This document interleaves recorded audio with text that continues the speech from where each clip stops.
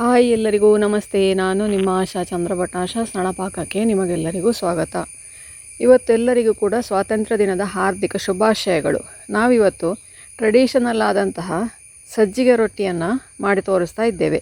ಇದಕ್ಕೆ ಕ್ಯಾರೆಟ್, ನುಗ್ಗೆ ಸೊಪ್ಪು ಹಾಗೂ ಈರುಳ್ಳಿ ಹಾಕಿ ನಮ್ಮ ಫ್ಲ್ಯಾಗಿನ ಕಲರನ್ನು ಮಾಡಿ ತೋರಿಸ್ತಾ ಇದ್ದೇನೆ. ಇವತ್ತು ಸುಲಭವಾಗಿ ಮಕ್ಕಳಿಗೆ ಈ ಥರ ಮಾಡಿ ಕೊಡ್ಬೋದು. ಇದಕ್ಕೆ ನಾನು ಉಪಯೋಗಿಸ್ತಿರೋದು ಪಟ್ಟಾಭಿಯವರ ಬಾಂಬೆ ರವೆ. ನೀವು ಯಾವುದೇ ರವೆ, ಸಣ್ಣ ರವೆ ಆದಷ್ಟು ಒಳ್ಳೆಯದು ಇದಕ್ಕೆ ಸಜ್ಜಿಗೆ ರೊಟ್ಟಿಗೆ. ಅಂದರೆ ಚಿರೋಟಿ ರವೆ ಅಥವಾ ಬಾಂಬೆ ರವೆ ಅಥವಾ ಉಪ್ಪಿಟ್ಟು ರವೆ ಯಾವುದಾದ್ರೂ ಓಕೆ. ಅರ್ಧ ಕೆ ಜಿಯಷ್ಟು ರವೆ ಹಾಕ್ಕೊಂಡಿದ್ದೇನೆ ನಾನಿಲ್ಲಿ. ಅರ್ಧ ಕೆ ಜಿಯಲ್ಲಿ ಸುಮಾರೊಂದು 10ರಿಂದ 15 ರೊಟ್ಟಿ ಆಗ್ತದೆ. ನೀವು ಮಾಡುವ ಸೈಜಿನ ಮೇಲೆ ಡಿಪೆಂಡ್. ಇದಕ್ಕೆ ನೆನೆಯಲಿಕ್ಕೆ ಎಷ್ಟು ನೀರು ಬೇಕು ಅಷ್ಟು ನೀರನ್ನು ಸೇರಿಸ್ಕೊಳ್ತಾ ಇದ್ದೇನೆ. ಸಜ್ಜಿಗೆ ಅಂದರೆ ರವೆ ಸರಿಯಾಗಿ ನೀರಲ್ಲಿ ಮುಳುಗುವಷ್ಟು ನೀರು ಹಾಕ್ಕೊಂಡು ಅದನ್ನು ಒಂದು 10 ನಿಮಿಷ ಹಾಗೆ ನೆನೆಯಲಿಕ್ಕೆ ಬಿಡಬೇಕು. ಸಜ್ಜಿಗೆ ಸರಿಯಾಗಿ ಅಂದರೆ ರವೆ ಸರಿಯಾಗಿ ನೆನಿಬೇಕದು. ನೆನೆಯದೇ ಇದ್ದರೆ ಗಟ್ಟಿ ಆಗ್ತದೆ ರೊಟ್ಟಿ. ಸರಿಯಾಗಿ ನೆನೆದರೆ ಅದು ಮೆತ್ತಗಾಗಿ ರುಚಿಯಾಗಿ ಬರ್ತದೆ. ಇದಕ್ಕೀಗ ನಾನೊಂದು ಅರ್ಧ ತೆಂಗಿನಕಾಯಿಯ ತುರಿ ಹಾಕಿಕೊಳ್ತಾ ಇದ್ದೇನೆ.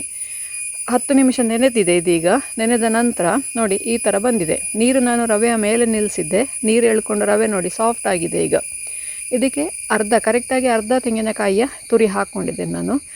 ನೀವು ಕಾಯಿ ತುರಿ ಎಷ್ಟು ಹಾಕ್ತೀರಿ ಅಷ್ಟು ನಿಮಗೆ ಟೇಸ್ಟ್ ಕೂಡ ಇರ್ತದೆ, ಸಾಫ್ಟ್ ಕೂಡ ಇರ್ತದೆ ರೊಟ್ಟಿ. ಇಲ್ಲದಿದ್ದರೆ ಒಂಥರ ಒಣಗಿದ ಹಾಗೆ ಡ್ರೈ ಆಗಿ ಬರ್ತದೆ.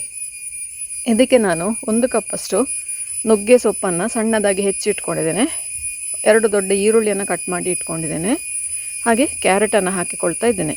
ನಿಮಗೆ ಡಿಸೈನ್ ಮಾಡೋದು ಬೇಡ, ಹಾಗೆಯೇ ಮಾಡಿ ತಿಂತೀರಂತಾದರೆ ಎಲ್ಲವನ್ನು ಕೂಡ ಈಗಲೇ ಹಾಕ್ಕೊಂಡು ಮಿಕ್ಸ್ ಮಾಡ್ಕೊಳ್ಬೋದು. ಇಲ್ಲ ನಿಮಗೆ ಸ್ವಲ್ಪ ಅದನ್ನು ಶೋ ಆಗಿ ಮಾಡಬೇಕು ಅಂತಾದರೆ ರೊಟ್ಟಿ ತಟ್ಟಿ ಅದರ ಮೇಲಿಂದ ಡಿಸೈನ್ ಮಾಡ್ಬೋದು. ಬೇರೆ ಬೇರೆ ಥರದಲ್ಲಿ ಡಿಸೈನ್ ಮಾಡ್ಬೋದು. ಮಕ್ಕಳಿಗೆ ಯಾವ ಥರ ಇಷ್ಟ ಆಗ್ತದೆ ಆ ಥರದಲ್ಲಿ ಡಿಸೈನ್ ಮಾಡಿ ಅದನ್ನು ಸ್ಪ್ರೆಡ್ ಮಾಡ್ಬೋದು. ನೋಡಿ ಈ ಥರ ತೆಳ್ಳಗೆ, ಎಷ್ಟು ತೆಳ್ಳಗೆ ಸಾಧ್ಯವೋ ಅಷ್ಟು ತೆಳ್ಳಗೆ ರೊಟ್ಟಿ ತಟ್ಕೊಳ್ಳಿ. ಎಷ್ಟೇ ತೆಳ್ಳಗೆ ಮಾಡಿದರೂ ಅದೇನು ಹರಿದು ಹೋಗೋದಿಲ್ಲ, ನೀಟಾಗಿ ಎಬ್ಬಿಸಲಿಕ್ಕೆ ಬರ್ತದೆ. ಈಗ ನೋಡಿ ಸೈಡಿಂದ ಆರೆಂಜ್ ಕಲರಿಗೆ ಕ್ಯಾರೆಟನ್ನು ಹಾಕ್ತಾ ಇದ್ದೇನೆ. ನೀವು ಇದಕ್ಕೆ ಆರೆಂಜ್ ಕಲರ್ ಬರುವಂತಹದ್ದು ಬೇರೆ ಯಾವುದಾದ್ರೂ ಇದ್ದರೆ ಅದನ್ನು ಕೂಡ ಹೀಗೆ ಉಪಯೋಗಿಸ್ಕೊಳ್ಬೋದು. ಯಾವುದೇ ತರಕಾರಿಯನ್ನು ಹಾಕ್ಕೊಳ್ಬೋದು. ನಾನಿವತ್ತು ಇಂಡಿಪೆಂಡೆನ್ಸ್ ಡೇ ಆದ ಕಾರಣ ಕೇಸರಿ, ಬಿಳಿ ಹಾಗೆಯೇ ಹಸಿರು ಹಾಕಿಕೊಳ್ತಾ ಇದ್ದೇನೆ. ಬಿಳಿ ಬದಲು ಕಾಯಿ ತುರಿ ಹಾಕುವ ಅಂತಿದ್ದೆ. ಕಾಯಿ ತುರಿ ಹಾಕಿದರೆ ಕಾಯಿ ತುರಿ ನಾವು ಆಲ್ರೆಡಿ ಅದಕ್ಕೆ ಹಾಕಿದ್ದೇವೆ. ಅದಕ್ಕೋಸ್ಕರ ನೀರುಳ್ಳಿಯನ್ನು ಉಪಯೋಗಿಸ್ತಾ ಇದ್ದೇನೆ. ಹಾಗೆ ನುಗ್ಗೆ ಸೊಪ್ಪು ಆರೋಗ್ಯಕ್ಕೆ ಬೆಸ್ಟ್ ಸೊಪ್ಪು. ಇರುವ ಸೊಪ್ಪುಗಳಲ್ಲಿ ನುಗ್ಗೆ ಸೊಪ್ಪಿನಷ್ಟು ಬೆಸ್ಟ್ ಯಾವುದು ಕೂಡ ಇಲ್ಲ. ಹಾಗೆ ಈರುಳ್ಳಿಗೆ ಒಂದು ಸ್ವಲ್ಪ ಶಂಖಪುಷ್ಪದ ಹೂವಿನ ರಸವನ್ನು ಹಾಕಿ ನೋಡಿ ನೀಲಿ ಕಲರ್ ಮಾಡಿ ಇಟ್ಕೊಂಡಿದ್ದೇನೆ. ಪರ್ಫೆಕ್ಟ್ ಆದ ಇಂಡಿಯನ್ ಫ್ಲ್ಯಾಗ್ನ ಹಾಗೆ ರೆಡಿ ಆಯ್ತದು. ಇದನ್ನು ಈಗ ತಳಭಾಗದಲ್ಲಿ ಬಾಳೆ ಇಟ್ಟು, ಅಂದರೆ ಮೇಲಿಂದ ಕೂಡ ಬಾಳೆ ಮುಚ್ಚಿ ಕೆಳಗಿಂದ ಕೂಡ ಬಾಳೆ ಮುಚ್ಚಿ 2 ಸೈಡನ್ನು ಫಸ್ಟಿಗೆ ಬೇಯಿಸ್ಕೊಳ್ತಾ ಇದ್ದೇನೆ. ನನ್ನ ಇಂಟೆನ್ಷನ್ ಅಂದರೆ ಇದರಲ್ಲಿ ಕಲರ್ ಸ್ವಲ್ಪ ಫೇಡ್ ಆಗದೆ ಇರಲಿ ಅಂತೇಳಿ ಹೇಳೋದು. ಇಲ್ಲದಿದ್ದರೆ ಕಲರ್ ಸ್ವಲ್ಪ ಫೇಡ್ ಆಗ್ತದೆ ಡೈರೆಕ್ಟ್ ನಾವು ಗ್ಯಾಸಿಗೆ ಹಾಕಿದರೆ. ಅದಕ್ಕೋಸ್ಕರ ನಾನು 2 ಕಡೆ ಕೂಡ ಫಸ್ಟಿಗೆ ಬಾಳೆ ಎಲೆ ಮುಚ್ಚಿ ಒಂದು 2 ನಿಮಿಷ ಬೇಯಿಸ್ಕೊಳ್ತಾ ಇದ್ದೇನೆ.